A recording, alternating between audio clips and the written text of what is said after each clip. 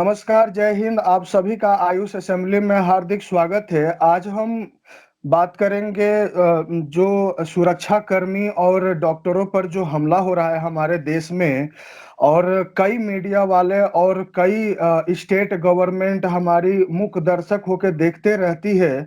तो उसी के बारे में हम बात करेंगे।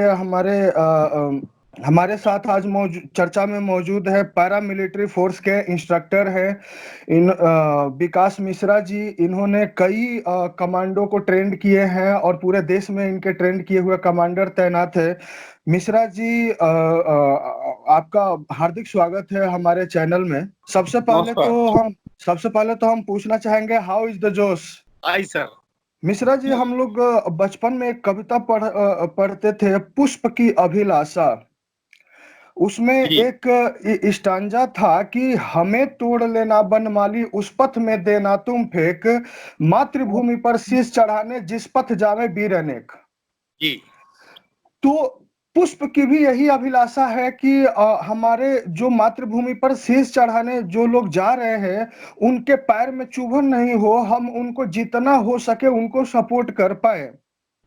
जी बिल्कुल। लेकिन जब आप देखते हैं कि बाहर के दुश्मनों से ज्यादा आतंक ज्यादा खतरा हमारे देश को अंदर के दुश्मनों से लगता है। जब अंदर आप ये तमाम तरीके के ये जमात टाइप के लोग अभी जो कोरोना फैलाने की साजिश कर रहे हैं, और जो अभी सुरक्षा कर्मी और ये जो डॉक्टर्स चेकअप के लिए जाते हैं उनके ऊपर हमला होता है, तो क्या बीतती है हमारे जवानों के ऊपर? जवान क्या कहना चाहते हैं इस बारे में? देखिए, सबसे पहले तो मैं आपको अभी जो देश में महामारी चल रही, वैश्विक महामारी कोरोना, जी इसके बारे में छोटा सा अध्याय शुरू करता हूं कि कोरोना महामारी का जो शुरुआती दौर था वो केरला जी से शुरुआत हुआ ना। जी केरल में मात्र एक ही व्यक्ति संक्रमित था और उस व्यक्ति के जांच के लिए जो टीम गठित की गई स्वास्थ्य कर्मियों की, उस व्यक्ति के समुदाय के लोगों ने, जी समुदाय विशेष कहना उचित नहीं होगा, जी समुदाय जी विशेष ने उस स्वास्थ्य कर्मियों की टीम को ये कहते हुए वहां से भगा दिया कि हमारे मजहब में, मजहब से आप समझ सकते हैं, मजहब जी में जी इस तरह जो है वो वैलिड नहीं है, लागू नहीं है, इजाजत नहीं देता है। बाद में सुरक्षा कर्मियों को साथ लेके और स्वास्थ्य कर्मी वहां पहुंचते हैं और उस व्यक्ति का जबरन परीक्षण कराया जाता है। तो जी कहीं ना कहीं एक कुत्सित मानसिकता अंदर, जैसे हमारे घरों में गेहूं जौ होता है उसमें घून भी होता है, तो जी उसी जी विचारधारा के घून जी जी आज जी कोरोना जैसी महामारी से पहले आपने कभी मरकज का नाम नहीं सुना होगा, सुना था? जी नहीं, बिल्कुल नहीं। सुना था? ये मरकज क्या है, तबलीगी जमात, ये सब कुछ पता नहीं था। तो इस वैश्विक महामारी में देश के आंतरिक सुरक्षा में लगे, चाहे वो सुरक्षा कर्मी हो, चाहे वो फौजी हो, चाहे वो स्वास्थ्य कर्मी हो, एक स्तंभ बन के खड़े हैं पिलर की तरह, जी और आप अपने घर का पिलर खुद ही तोड़ रहे हैं। जी तो जाहिर सी बात है कि आप देश के हित में तो नहीं खड़े, जी आप नहीं चाहते देश का भला। जी अभी जो संक्रमित व्यक्ति है जो जमात को अटेंड किया था निजामुद्दीन दिल्ली में, वो जहां तहां छुप रहा है, लोग उसको छुपा रहे हैं। जी तो उसका इंटेंशन आपको समझना चाहिए कि वो देश हित में तो काम नहीं कर रहा। जी जी आपको एक और उदाहरण दूंगा मैं कि हावड़ा में एक जगह है, मैं उसका नाम भूल रहा हूँ, टिकियापाड़ा। जी जी टिकिया में अभी कुछ दिन पहले ही लॉकडाउन का पालन करा रहे सुरक्षा कर्मियों के ऊपर पथराव किया जाता है, उनके जी साथ मारपीट की जाती है। आप ये बताइए कि एक सुरक्षा कर्मी वर्दी पहन के घर से बाहर किसके आदेश से आता है? सरकारी आदेश से। बिल्कुल बिल्कुल। फुल इंटेंशन नहीं है कि मैं किसी के साथ हाथापाई करूं या किसी के साथ मारपीट करूं या किसी को धमकाऊं, ऐसा कुछ नहीं है। लेकिन एक कहावत आपने और सुना होगा, हमारे बाल्यकाल से हम सुनते आ रहे हैं कि बिन भय होत ना प्रीत। प्रेम भी बिल्कुल बिना भय लोग इतनी आसानी से नहीं मानेंगे। तो यहाँ वहां की घटनाओं से आपको यही सीखने को मिलेगा कि कुछ समुदाय और कुछ लोग तो जाहिर सी बात है देश के साथ तो नहीं खड़े। बिल्कुल आप ये बिल्कुल। हमारे आदरणीय माननीय प्रधानमंत्री श्री नरेंद्र मोदी साहब का कहना है कि आप घरों में रहें, सुरक्षित रहें। लेकिन क्या ये आदेश उन सुरक्षा कर्मियों और स्वास्थ्य कर्मियों के लिए कहा गया है? आप सोच समझ सकते हैं। ये बिल्कुल। सिर्फ देश की आवाम जनता के लिए है। वो जानते हैं कि हमारे देश में जिस तरह का महामारी है, यदि हम घरों में नहीं रहेंगे तो नियंत्रण नहीं हो सकता। लेकिन हमारे लिए आदेश है कि डटे रहो। जी। तो आपका सहयोग यदि हमें नहीं मिलेगा, आप हमारे ऊपर पत्थरबाजी करेंगे, हमारे ऊपर गर्म पानी फेंकेंगे, तो ज़ाहिर-सी बात है मनोबल तो गिरेगा। और इसका जी। सबसे मूल कारण मैं समझता हूँ महोदय, कि आज से लगभग 6 महीने या 1 साल पहले आपने सुना होगा कश्मीर में पत्थरबाजी होती थी। जी। जी। तो दौड़ा-दौड़ा के मारा जाता था। जी। धारा 370 हटाया जाएगा ऐसा बोलते ही लोग बोलते थे खून की नदियाँ बहेंगी, ये होगा। एक मच्छर भी जी। मरा? बिल्कुल नहीं। एक मच्छ यदि सरकार सुरक्षाकर्मी के कंधे पे हाथ रख दे, तो मैं आपको बता दूँ कि एक चप्पल चोरी नहीं हो सकता इस देश में। बिल्कुल, बिल्कुल। मैं आपका इशारा समझ रहा हूँ। जी, जी, जी, जी। ये जो आप जानते हैं कि एक अलग तरीके की लड़ाई चल रही है, बायो वार कहते हैं इसको। जैसे सरहद पे लड़ाई होती है, वैसे ये बायो वार चल रहा है और डॉक्टर और जितने मेडिकल स्टाफ हैं, वो मतलब अभिवादन के पात्र हैं, रिस्पेक्ट के पात्र हैं और उनके सामने जब कोई खास मज़हब का आदमी अलग-अलग तरीके की गंदी हरकतें करता है, गंदी बातें बोलता है, उनको जलील करने की कोशिश करता है, तो क्या ऐसा नहीं लगता कि इनकी सुरक्षा की ज़िम्मेदारी अब जवानों के हाथ में दे देना चाहिए, सेना के हाथ में दे देना चाहिए ताकि इनको जैसा कि आपने कहा कि बिन भय होत न प्रीत, बिना भय के ये नहीं सुधर सकते। क्योंकि आपने कहा कि यदि सरकार कहे तो मतलब पूरा का पूरा सिस्टम बिल्कुल सही से काम करने लगे, मतलब सरकार में भी कहीं न कहीं खोट ज़रूर है, उसके ऑर्डर्स को लेके, उसके सिचुएशंस को लेके कि वो सही से स्टैंड नहीं कर पा रही है। तो क्या इन सभी मामलों की ज़िम्मेदारी सुरक्षा कर्मियों ये मेडिकल स्टाफ की ज़िम्मेदारी सेना के हवाले नहीं कर देना चाहिए पूरे देश में? देखिए, आप हर मुद्दे को सुलझाने के लिए सेना को इस्तेमाल नहीं कर सकते हैं, क्योंकि जी, हमारे राज्यों में जो पुलिस बल है, जी, वो कम सौंपा जाना चाहिए। वो कम जी, नहीं है और हमारी भी ज़िम्मेदारी बनती है कि हम पुलिस बल का सहयोग करें। जी, ऐसा नहीं है कि आपको जो चीज़ पुलिस ज़बरदस्ती करवाएगी वही कीजिएगा। आपके अंदर खुद सोचना चाहिए कि मेरा भी परिवार है, मैं भी इस समाज का एक अंग हूँ। तो जब देश में लॉकडाउन है, कर्फ्यू जैसा माहौल है, तो आपको चाहिए कि कम से कम आप अपने सूझबूझ से काम लें। रही बात सरकारी तंत्र की, सरकार की जो नीतियाँ होती हैं, वो हमारे हित में होती हैं। अहित में सरकार नीतियाँ नहीं बनाती। तो आपको सरकार की नीतियों का सहयोग करना होगा। जहाँ तक रहा कि पुलिसकर्मियों के सहयोग की बात, तो सरकार सिर्फ़ पुलिस के बारे में नहीं सोच सकती, सिर्फ़ फ़ौज के बारे में नहीं सोच सकती। सरकार को जनता के बारे में भी सोचना होता है। तो सरकार कहीं न कहीं खीन करती हुई विमूढ़ वाली अवस्था में आ जाती है कि मैं करूँ तो क्या करूँ? सुन पा रहे हैं आप मुझे? बिल्कुल। लेकिन मिश्रा जी ये जैसे पालघर वाली घटना होती है कि पुलिस ही जाके हैंड ओवर करती है 2 सन्यासियों को और बिल्कुल निर्मम तरीके से मारा जाता है 2 सन्यासियों को और पुलिस करीब 20 पुलिस के जवान होते हैं और हवाई फायर भी नहीं होता है, बिल्कुल दर्शक बन के देखते रहते हैं। तो कहीं न कहीं इनका लगाम जो है ये नेताओं के हाथ में नहीं रहता, कहीं मजबूर नहीं है? या फिर आपको क्या लगता है इस घटना के बारे में? पुलिस पे भरोसा होगी जनता को इस तरीके की घटनाएँ होगी तो? जो पालघर महाराष्ट्र की घटना है, जी, वैसी घटना को मॉब लिंचिंग के नाम से जानते हैं। जी, यानी कि अनियंत्रित भीड़ द्वारा किसी को पीट-पीट कर मार डालने की प्रक्रिया मॉब लिंचिंग होगी। यह एक जी, कानूनन अपराध भी है और आपने देखा होगा कि त्वरित कार्रवाई करते हुए प्रशासन ने 101 व्यक्तियों को अरेस्ट जी, भी किया।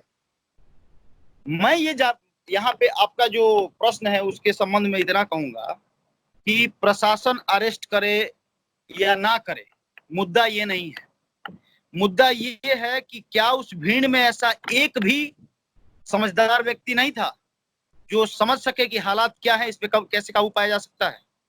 आपके सामने दो निहत्थे साधु हैं जी जिनके कोई हथियार नहीं है। जी आपके पास एक गाड़ी, आपने देखा होगा, एक एम्बुलेंस या बोलेरो टाइप की एक गाड़ी थी। थी थी। तो आपने गाड़ी को, जाहिर सी बात है, चेक किया होगा। आपने हम्म। तो देखा, एक साधु 70-75 साल के थे। जी हाँ, एक 35-40 साल के थे। तो लगभग 150 लोगों के बीच में दो साधु निहत थे। आपको सोचना चाहिए था, यदि मान लीजिए कि आपको बच्चा चोरी का शक हो या चोर का शक हो, तो आप प्रशासन की मदद ले सकते हैं। जी ने उनको मारना उचित समझा। आपने वीडियो के 42वें सेकंड में सुना होगा कि मार शोएब मार, जी यानी कि ऐसा कुकृत्य करते हुए उसका वीडियो बनाया जा रहा है जी ताकि कहीं ना कहीं इसको दिखा के और दुष्प्रचार किया जाए। खैर, जी। प्रशासन ने त्वरित कार्रवाई करते हुए 101 व्यक्तियों को अरेस्ट भी किया, लेकिन मैं मैं वही आपसे कहना चाहता हूं कि वहां पर पुलिस मौजूद थी। मॉब लिंचिंग तो तब होता है जब पुलिस वाले नहीं होते और किसी खास लोग घेर के उनको मार देते हैं, और तब जो अभी मतलब पुलिस भी इन्वॉल्व है वहां पर। और जो आप 150 लोगों की बात कर रहे हैं वो मीडिया ने गलत फैलाया है। अभी रिपब्लिक भारत का करंट ताजा न्यूज है कि वहां 2000 लोग मौजूद थे, जो वहां के सरपंच का बयान है। सरपंच ने 3 घंटे तक रोकने की कोशिश की। पुलिस वाले बहुत देर तक वहां नहीं आए। जब पूरी घटना हो जाती है, पुलिस वाले भी उसमें इन्वॉल्व हो जाते हैं। ले जाकर एक साधु को तो हैंड ओवर किया, जैसा कि आप वीडियो में देख रहे हैं। और जो प्रशासन की बात कर रहे हैं आपकी, 101 लोगों को अरेस्ट किया, वो तो इन्वॉल्व है उसमें। तो उसी के जांच पे पब्लिक कैसे भरोसा करे कि राज्य सरकार बिल्कुल निष्पक्ष जांच करेगी और इस पे भरोसा किया जा सकता है? यह तो पूरा का पूरा ये दोषी साबित हो रहा है, पूरी की पूरी राज्य सरकार। 3 दिन तक घटने को छुपाने की कोशिश की गई, 3 दिन तक पता नहीं चला। जब ये सोशल मीडिया के थ्रू वीडियो वायरल होता है, तब लोगों को पता चला कि ऐसी घटना हुई है। तब जाके आवाम जो हुई थोड़ा जगी, और उसके बाद सरकार एक्शन में आई। तो आप पुलिस वाले पर कैसे भरोसा कर सकते हैं? देखिए, पुलिस का आप नकारात्मक चेहरा ही ना देखें। जाहिर सी बात है कि पुलिस इस टाइम बहुत स्ट्रेस में है, ठीक है। और जी आपने उस वीडियो में कितने पुलिस वालों को देखा? मैंने तो सिर्फ 2 ही देखा है। बाकी वहां जी के स्टेटमेंट है और सरपंच क्या बोलते हैं या कौन सा विकेट था, थाना था, मैं नहीं जानता। लेकिन जब आप खुद ही कह रहे हैं कि 2000 व्यक्ति वहां पे मौजूद थे जी और सामने कौन खड़ा था? 2 पुलिस वाला, जी ठीक है। उनके पास, आपने वीडियो में देखा होगा, कोई हथियार नहीं था। जी कहने की बात है, मानसिकता सभी की होती है और जो साहस होती है, आत्मबल होता है, वो कहीं ना कहीं क्षीण हो जाता है। भीड़ एक अलग बात है, अनियंत्रित भीड़ एक अलग बात है। वहां पे जो जी भीड़ थी वो अनियंत्रित थी और पुलिस वालों को ऐसा लगा होगा कि हमारे जान माल को खतरा। खैर, उनका ये हरकत कायराना है, मैं इसकी निंदा करता हूं और करने करने लायक उन्होंने कार्रवाई किया है। यदि आपने यूनिफॉर्म पहना है तो आपका परम कर्तव्य है कि एक एक सांस तक, शरीर में एक एक बूंद कतरे खून तक आपको लड़ना है, जी ठीक है। विषम परिस्थिति हो चाहे कैसी परिस्थिति हो, आपने यदि उनको हैंड ओवर किया है तो आप, जाहिर सी बात है, कायर हैं। आप कायर कहलाने के लायक हैं। आपकी वजह से पूरे पुलिस विभाग की छवि धूमिल हुई है, इसमें कोई शक नहीं है। लेकिन आप पुलिस पे भरोसा कर सकते हैं, इसके लिए आपके पास मुझे उदाहरण प्रस्तुत करने की आवश्यकता नहीं है। आप जहां हैं वहां बाहर देखिए, 12-24 घंटा में से 20 घंटा पुलिस वाला खड़ा आपके लिए, आपने मैं देखा होगा। मैं बिल्कुल आपसे सहमत हूं, लेकिन ये जो घटना बताती है, आप कह रहे हैं कि वीडियो में 2 ही दिखाई दे रहे हैं, लेकिन जो वहां पर आंखों देखा हाल जो बता रहे हैं, वो कह रहे हैं कि 20 पुलिस वाले थे, उनके हाथ में हथियार थे, फिर भी एक भी फायर नहीं किया गया। वर्दी का क्या मतलब है कि आप कोशिश नहीं करेंगे, भीड़ से डर जाएंगे? अनियंत्रित को ही तो नियंत्रित करने के लिए सुरक्षा बल तैनात होते हैं। तो आप यदि सिचुएशन 2000 एक इसीलिए 1 मिनट रोकना चाहूंगा आपको। इसीलिए हम लोग कहते हैं कि सेना का जवान वहां पे यदि खड़ा रहता तो वो एक्शन लेता, क्योंकि उनको वो भाषा समझ में आती है जिस भाषा से समझाया जा सकता है। तो इसीलिए हम पुलिस वालों पे संदेह हो रहा है कि ये अनियंत्रित भीड़ से दबाव में कैसे आ सकते हैं, जो आप कहना चाह रहे हैं। देखिए, यदि 20 पुलिसकर्मी वहां पे मौजूद थे जी और उनके हथियार था, वेपन था, तो जाहिर सी बात है उन्हें कार्रवाई करनी चाहिए थी।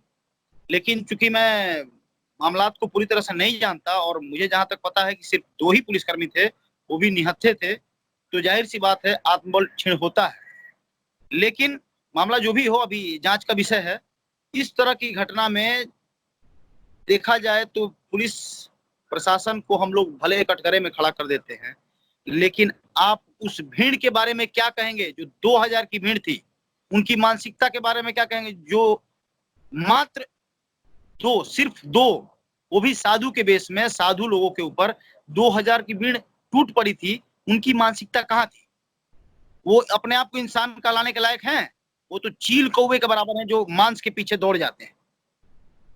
इसमें बिल्कुल कतई बिल्कुल इंसान धीरे धीरे जानवर का स्वभाव ओढ़ने में लगा है, अनुसरण करने में लगा है। आपके सामने बिल्कुल। साधु हैं, उनको ले जाने वाली पुलिस है, तो आपको एक्शन लेने की आवश्यकता नहीं थी।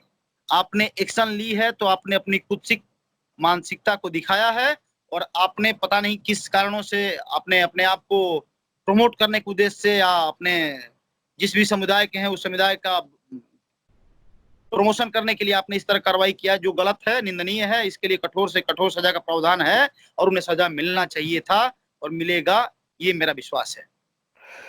मामला तब और गंभीर हो जाता है जब कई रिटायर्ड आईएएस ऑफिसर एक साथ कहते हैं कि इस देश में कुछ भी अच्छा नहीं चल रहा है, इस्लाम खतरे में है। मतलब हर एक आदमी केवल एक खास समुदाय का पक्ष ले रहा है। आप शाह फैजल का नाम सुने होंगे, वो सिर्फ इसलिए इस्तीफा दे देता है, आईएएस ऑफिसर था, नंबर 1 रैंक था उसका, और सिर्फ इसलिए मतलब इस्तीफा देता है कि कश्मीर में इस्लाम खतरे में है। इन लोगों को कश्मीरी ब्राह्मणों की परेशानी नहीं दिखती, इन लोगों की जमातियों की नौटंकी नहीं दिखती। मतलब ये चल क्या रहा है देश में कि कुछ भी हो रहा है। देखिए, मैं जहां तक समझता हूं कि जिस देश में, चाहे आप किसी भी देश में, जन्मभूमि और कर्मभूमि 2 ही माना गया है। जहां तक मैंने पढ़ा है और मैं जानता हूं, जन्मभूमि और कर्मभूमि 2 ही है। जहां जन्म लिया उस मिट्टी के साथ गद्दारी नहीं, जहां कर्म कर रहे हैं उस मिट्टी के साथ गद्दारी नहीं। अभी जो हमारे देश में है और हमारे सरकार की नीतियों के खिलाफ चल रहे हैं, हमारे देश की सरकार की नीतियों का पालन नहीं कर रहे हैं और पालन करने में और कराने में बाधा उत्पन्न कर रहे हैं, तो वो बात की भाषा नहीं समझते, जाहिर सी बात है। बिल्कुल बिल्कुल। और मैंने सीपू जी सौर्य, एक आपने उनका नाम सुना होगा, जी परिचय के जी मोहताज, जी जी। उन्होंने कभी कहा था अपने इंटरव्यू के दौरान कि पहले आवेदन, फिर निवेदन, नहीं बात बने तो दे दनादन। बिल्कुल तो बिल्कुल। जब आवेदन हो चुका सरकार की तरफ से कि कृपया घरों में रहें, मॉब बिल्कुल लिंचिंग बिल्कुल। जैसी कार्रवाई न करें, देश हित में बिल्कुल काम करें, आवेदन हो गया, पुलिस वाले निवेदन कर रहे हैं, यदि सीना उतर गई तो फिर तीसरी कार्रवाई होगी और वो कार्रवाई बड़ी भारी पड़ जाएगी। फिर आप पैलेट गन का बिल्कुल। विरोध करोगे, इसका विरोध करोगे, कुछ नहीं होने वाला। बिल्कुल बिल्कुल। मिश्रा जी, हम लोग थोड़ा इससे हटके भी बात कर लेते हैं थोड़ा। पाकिस्तान, जब सेना का जवान हो और पाकिस्तान चाइना की बात नहीं हो तो अच्छा नहीं लगता। पाकिस्तान को आप लोग जवाब भी दे रहे हैं बहुत अच्छे तरीके से, हमें पता है। ये इतना छोटा देश और ये बार बार बोलता है कि हम हिंदुस्तान को उड़ा देंगे, हम हिंदुस्तान को बर्बाद कर देंगे। ये कुछ राज नहीं लगता इसमें, या कॉमेडी है, ये क्या है, ये समझ में नहीं आता। और हमारे देश की सरकार डर भी जाती है कि पाकिस्तान हमला कर देगा। ये इसमें क्या है? सेना के जवान क्या कहना चाहते हैं? हाँ, 2 पंक्तियां उसके संदर्भ में। जी क्षमा शोभती उस भुजंग को जिसके पास गरल हो। भुजंग यहाँ जी पे नाग को कहा जाएगा, जी गरल जी। मतलब है। क्षमा शोभती उस भुजंग को जिसके पास गरल हो, उसको क्या जो दंतहीन विसरहित विनीत सरल हो। जी आपको जी यदि आप कहीं जा रहे हैं, अचानक आपके सामने एकदम काला नाग खड़ा हो जाए, तो आपका जी। रिएक्शन क्या होगा? क्या बिल्कुल डर जाएगा आदमी। पलटी मार के भागेंगे ना? बिल्कुल बिल्कुल। और पानी वाला एक छोटा सा सांप आपको कहे कि मैं तुमको डस लूंगा, तो आपका रिएक्शन क्या हाँ, होगा? आप जाहिर सी बात उसको मार बिल्कुल देंगे। बिल्कुल बिल्कुल। पाकिस्तान के मुंह से ये शोभा नहीं देता कि मैं उड़ा दूंगा, मार दूंगा। बेटे कितने बार उड़ाया तुमने बताओ? बिल्कुल बिल्कुल। मैं तो इतना ही पूछता हूँ कि तुमने कितना बार उड़ा दिया भारत को? अरे हम यदि 130 करोड़ हो गए ना हम लोग, बिल्कुल बिल्कुल। तो एक जगह से फूंक मार देंगे ना, तुम्हारे यहाँ प्रलय मच जाएगा। क्या बात! बिल्कुल बिल्कुल। अच्छा, ये पाकिस्तान तो पाकिस्तान है, ये चाइना से जो हमारी लड़ाई 62 में 1962 में हुई थी, जो हार हुई थी, तो कहीं ना कहीं आर्मी के अंदर वो टीस रहती है कि वो सेना की हार बताई जाती है। आर्मी कहती है कि ये हमारी हार नहीं है, ये सरकार की हार है। उसके बारे में दो शब्द यदि कहना चाहे तो। डोकलाम मुद्दा आपने देखा, सुना? बिल्कुल बिल्कुल बिल्कुल। क्या खर्च क्या रहा डोकलाम का? डोकलाम में बिल्कुल चाइना पीछे हो गया। Back to the pavilion. बिल्कुल तो बिल्कुल यदि बाप शेर हो ना, तो बिल्कुल बेटा बिल्कुल नहीं हुआ करते। यदि बिल्कुल केंद्र बिल्कुल माननीय प्रधानमंत्री नरेंद्र मोदी साहब हैं और बिल्कुल बिल्कुल उनके साथ में हमारे गृह मंत्री श्री अमित शाह साहब, तो घबराने की जो आवश्यकता नहीं है। चाइना हो या कोई भी हो, कुछ होने वाला नहीं है। अच्छा मिश्रा जी, ये अक्सर सुनने में आ रहा है आजकल कि सेना के जवान को उनके गांव में जब वो ऑफ ड्यूटी अपने छुट्टियां बिताने आते हैं तो उनको परेशान किया जाता है। जैसे हाल फिलहाल एक कमांडो को पुलिस वाले ने जेल में डाल दिया, और जो छुट भैये गुंडे होते हैं वो परेशान करते हैं उनके परिवार वालों को। अभी रिसेंटली आपने देखा होगा, एक कोबरा कमांडो कर्नाटक का केस है। वो घर जी के जी। बाहर वकील धो रहा था, तो उसे एसएचओ साहब उठा के ले गए और बंद कर दिया थाने में। हाँ हाँ तो हाँ बिल्कुल। को संज्ञान में लेते हुए महानिदेशक महोदय सीआरपीएफ ने वहां के कर्नाटका पुलिस के महानिदेशक से बात किया, और जी अभी हमारा जो सीआरपीएफ का जवान वो बाहर है और एसएचओ साहब सस्पेंड है। जी जी दूसरी कहता हूँ, बिहार में कृषि पदाधिकारी ने एक होम गार्ड के जवान, जी जी ये रक्षा वाहिनी जिसको कहा जाता है, उससे उठक बैठक कराते हैं, जबकि वो जी लॉकडाउन ड्यूटी के लिए तैनात किया गया था। उसने सिर्फ गाड़ी रोकी थी। जी इन्होंने जी देश में तुम्हारी हिम्मत कैसे हुई, तुम ये तुम वो वीडियो वायरल होता है, और माननीय गुप्तेश्वर पांडे जी उस मामले को संज्ञान में लेते हैं, और आज वो पदाधिकारी भी जांच के घेरे में है, और मुझे लगता है कि शायद निलंबित भी है। तो देखिए, बिल्कुल बिल्कुल कहने का मतलब ये है कि आप बाहर के दुश्मनों से होशियार हैं। बिल्कुल बिल्कुल रावण राम से नहीं हारा था, बिल्कुल रावण बिल्कुल। कृष्ण से हारा था। तो हमारे देश में जितने भी विभीषण है ना, इनको ढूंढना बहुत जरूरी है, और इनको अभय दान देने की आवश्यकता नहीं है। जी जी जी टू किल, जरूरत नहीं है निर्भया जैसे मामले में दोषियों को 5 साल 6 साल कानूनी प्रक्रिया के अंतर्गत घुमाने की। बिल्कुल बिल्कुल हैदराबाद इनकाउंटर की। बिल्कुल बिल्कुल ठीक है जी। यदि आप एक यूनिफॉर्म पहनने वाले बल सदस्य हैं, कार्मिक हैं, पुलिसकर्मी हैं, और एक अपने देश की रक्षा में तैनात फौजी का सुनते नहीं, उसकी बातों को समझते नहीं, उसकी भावनाओं को कदर नहीं करते हैं, तो निंदनीय तो है, इसमें कोई शक नहीं है। और बिल्कुल बिल्कुल। जहां तक मुझे लगता है कि जो आला अधिकारी हैं इस मामले को, आजकल सोशल मीडिया इतना तीव्रता से किसी बात को फैलाता है जी कि जी। संज्ञान कार्रवाई भी होती है, तो आस्था रखना है। कुछ जैसा कि आपने विभीषण का नाम लिया, तो सेना में भी हमें लगता है कि कभी कभी कोई विभीषण निकल के सामने आ जाता है। जैसे तेज प्रताप यादव का यदि हम लोग एग्जाम्पल ले लें, तो उन्होंने एक वीडियो वायरल कर दी और बाद में वो मोदी के खिलाफ ही चुनाव लड़ने के लिए तैयार हो गए, और पूरा मान सम्मान सब कुछ दांव पर लगा दिया। उनके बारे में यदि दो शब्द कहें। देखिए जी, जहां तक मुझे याद है, उन्होंने जली हुई रोटियां और पतले दाल का जिक्र किया था। जी जी जी हम भोग विलासिता के लिए ये पहनते नहीं। बिल्कुल बिल्कुल हम चाहें तो हम कहीं और करियर बना सकते हैं, हमारे जैसे बिल्कुल और युवा सेना में आते हैं, करियर बना सकते हैं। यदि आपको जली हुई रोटियों और दाल से शिकायत है, तो आप घर बैठे बिरयानी खा लेते। बिल्कुल बिल्कुल आप किसी भी कैंप का विजिट कीजिएगा, या आप हमारे कैंप में आइए, या किसी भी पैरामिलिट्री फोर्स के कैंप में जाके देखिए, आपको खाना उच्च क्वालिटी का ही मिलता है। उसके लिए एक सबऑर्डिनेट होता है जो गुणवत्ता की जांच नियमित करता है। आपके जी राजपत्रित अधिकारी होते हैं जो समय समय पर चेकिंग के लिए आते रहते हैं, खाना टेस्ट करते हैं।